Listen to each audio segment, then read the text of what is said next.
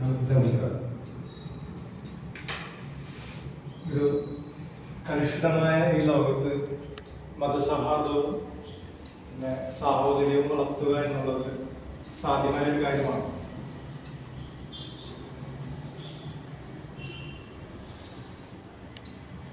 ചോദ്യം വളരെ നല്ലതാണ്. നമുക്ക് നടക്കാത്ത കാര്യങ്ങളൊക്കെ ആയിട്ട് തോന്നാം.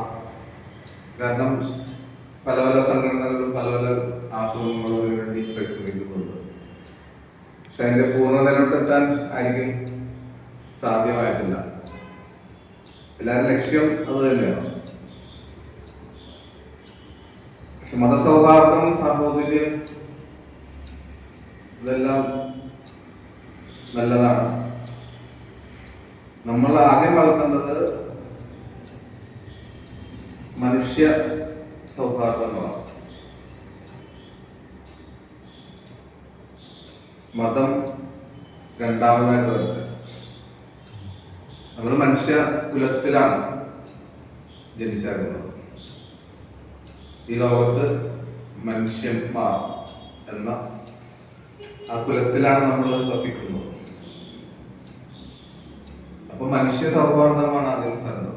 സ്വന്തം കുലത്തിനോടുള്ള ബഹുമാനം, അല്ലെങ്കിൽ സ്വന്തം കുലത്തിലുള്ള ആളുകളെ കാണുമ്പോഴുള്ള ആ ഒരു ബഹുമാനം കാണിക്കല്, ആദരവ് കാണിക്കല്, വിനയം, ദയ, സ്വന്തം കുലത്തിനോടുള്ള കാരുണ്യം, ഇതെല്ലാം വളർത്തുമ്പോൾ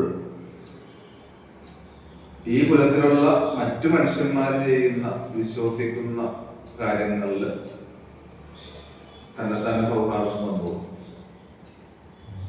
അപ്പൊ മനുഷ്യ സൗഹാർദ്ദത്തില് ഊന്നി എന്ത് പ്രവർത്തിച്ചാലും, ഏത് ആദർശത്തിലും പ്രവർത്തിച്ചാലും അതിന്റെ അടിത്തറ മനുഷ്യ സൗഹാർദ്ദം ആണെങ്കിൽ ഏത് മതത്തിൽ പോയാലും